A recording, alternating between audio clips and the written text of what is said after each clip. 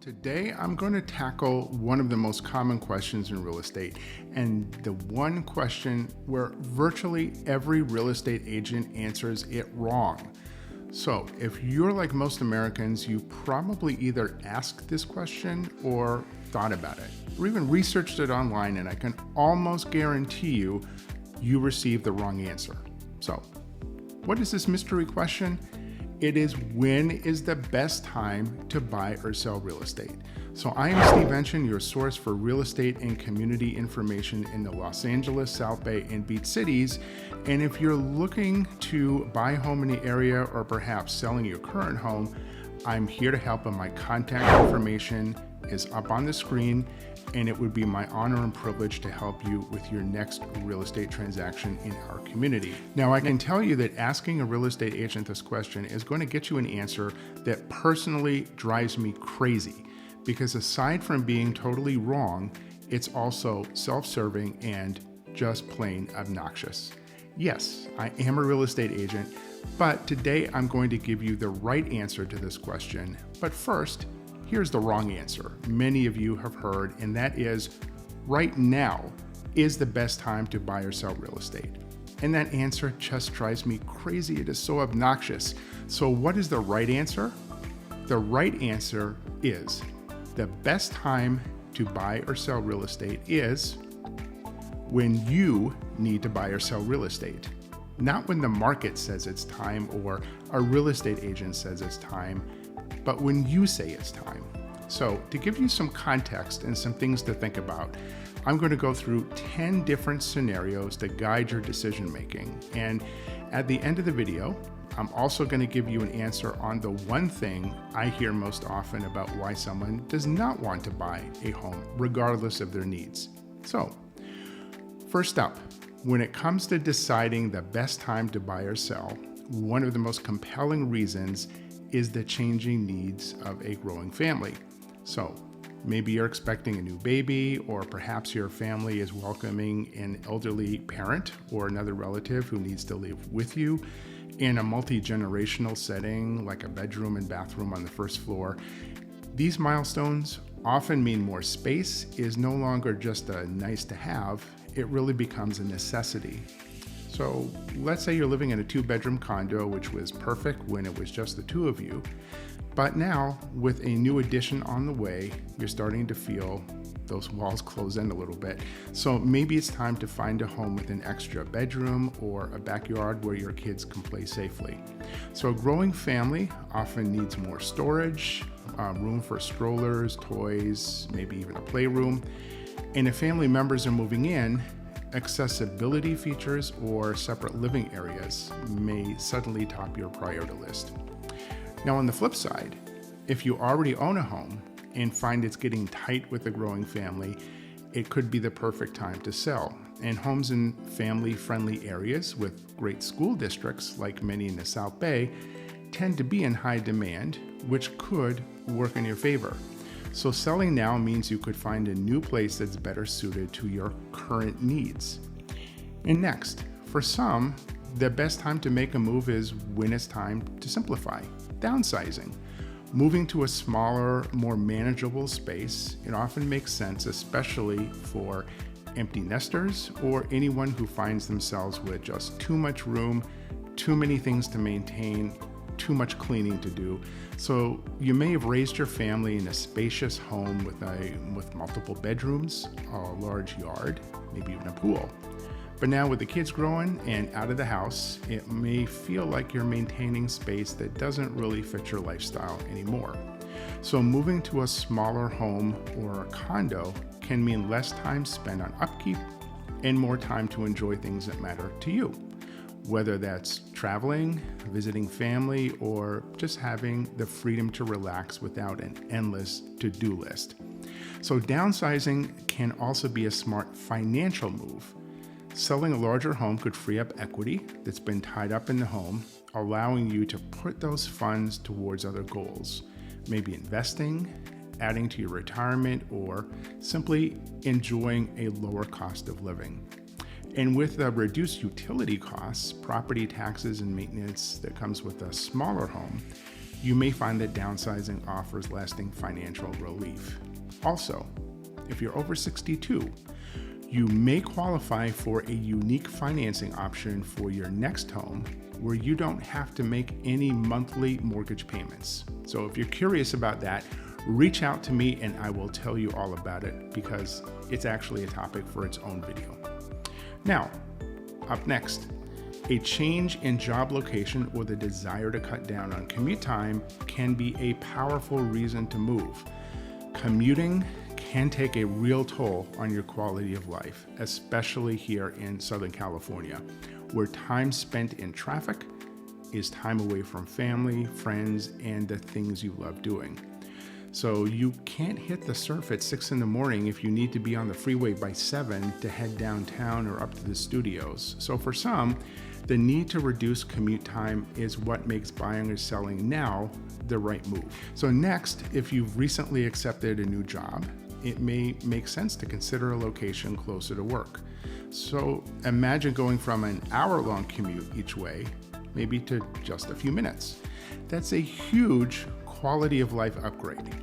And for many, cutting out that daily grind means having more time for yourself and more energy at the end of the day. It can improve health, reduce stress that often comes with long hours on the road. And it's not just about a shorter drive. Moving closer to work can save you money too. Fuel costs, vehicle maintenance, wear and tear, they all add up over time, especially with a longer commute. And not to mention, for those who've transitioned to remote work or have more flexibility, a job relocation might prompt a whole new set of options. So maybe even a move to a place that's always been on your wish list. Now, on the negative side, sometimes this becomes a shotgun arrangement where your HR department tells you to stop working from home after you moved farther away from the office in 2020, or worse, you've just been transferred to Dallas. So this kind of sudden change can force some very quick decisions. Now, next up, on a more positive note, perhaps you've always dreamed of living closer to the beach where you can enjoy the ocean air, spend weekends walking along the sand, or maybe it's about finding a home with the kind of luxury finishes, open floor plan, or outdoor entertaining space you've been wanting. So whatever that vision looks like, it's natural to reach a point where your current home no longer matches your goals and lifestyle, and a move becomes more about enhancing your day-to-day life. So lifestyle upgrades are personal.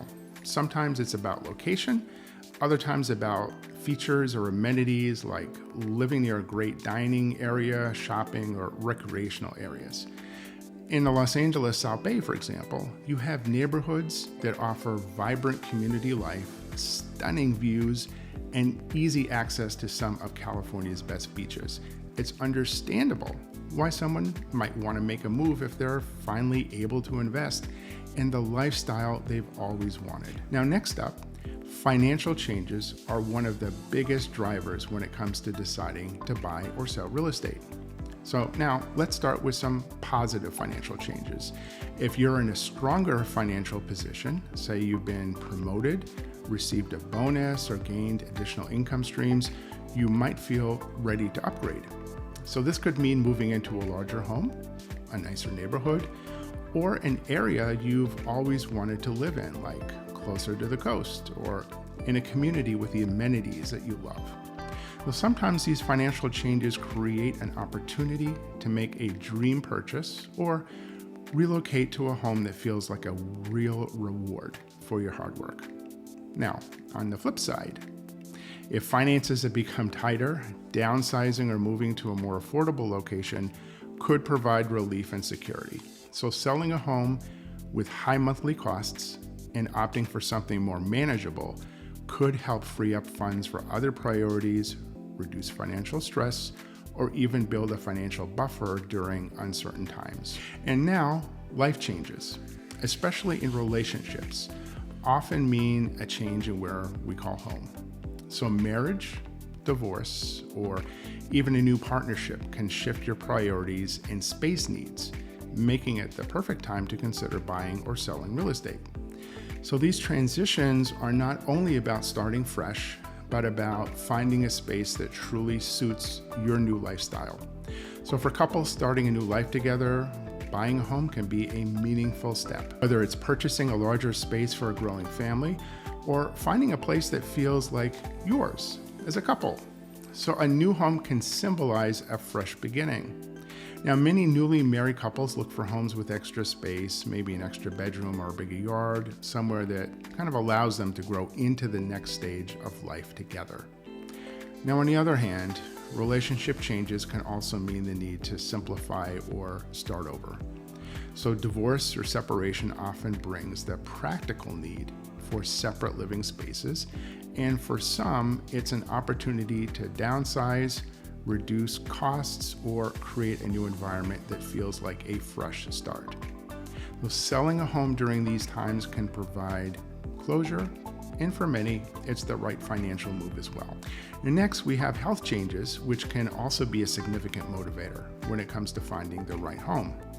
So for some, aging or mobility challenges mean that their current living space no longer meets their needs, and moving to a more accessible home can make everyday life much easier.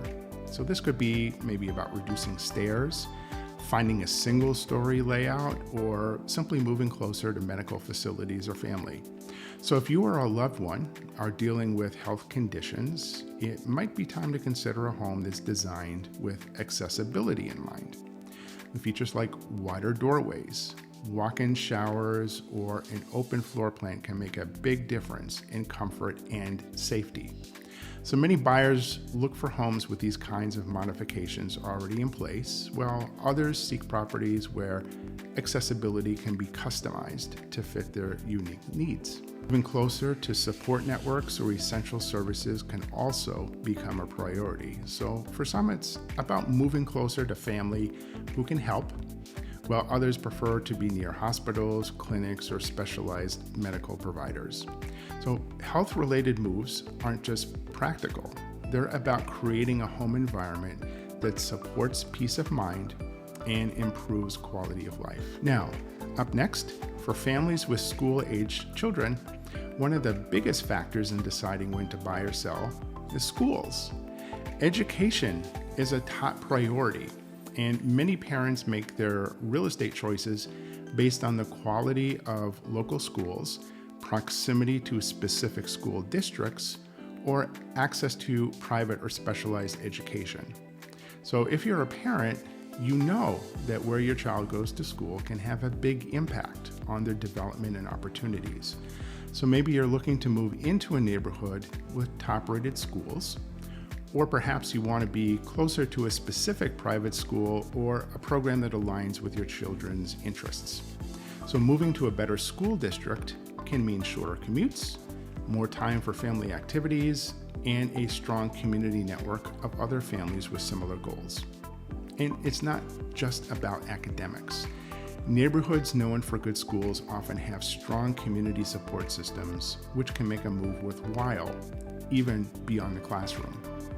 Families tend to form close connections in areas centered around quality schools with activities, sports leagues, and social events that keep everyone engaged. So if schools are a driving factor, then the best time to buy or sell isn't about the market trends. It's about aligning your move with the school calendar or ensuring you're in the right district before your kids start a new school year. And next, for some, the decision to buy or sell comes down to wanting a home with the latest features or improved energy efficiency. So as homes get older, they can lack the technology, the design, and environmental benefits that many buyers are prioritizing today. So moving into a newer or updated home might provide the comfort and efficiency that makes daily living easier and more sustainable. So imagine the difference in living in a home with smart home technology, modern appliances, energy efficient windows and insulation. So for many, these upgrades go beyond convenience. They're a matter of long-term savings and environmental impact. So energy efficient homes can mean lower utility bills, a smaller carbon footprint, and even potential tax incentives in some areas. So for those concerned with sustainability, it can be a rewarding change to move into a home that aligns with their values. And on top of energy efficiency, newer homes often come with features designed for a modern lifestyle like open floor plans, updated kitchens, and multifunctional spaces that cater to work from home needs or growing families.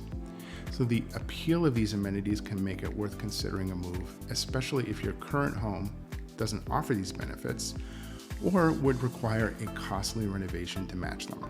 So for many, the decision to move is driven by a desire for a change in climate or environment.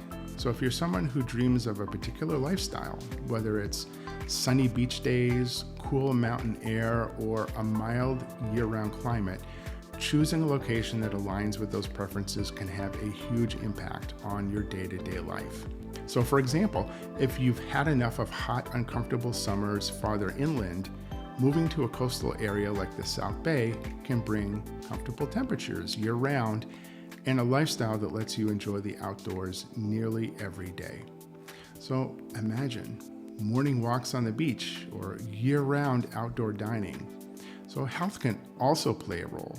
Some people find that certain climates or environments improve their well-being, whether that means the dry desert air, well, not for me, but the cool coastal breezes, that's for me for sure, or simply cleaner air.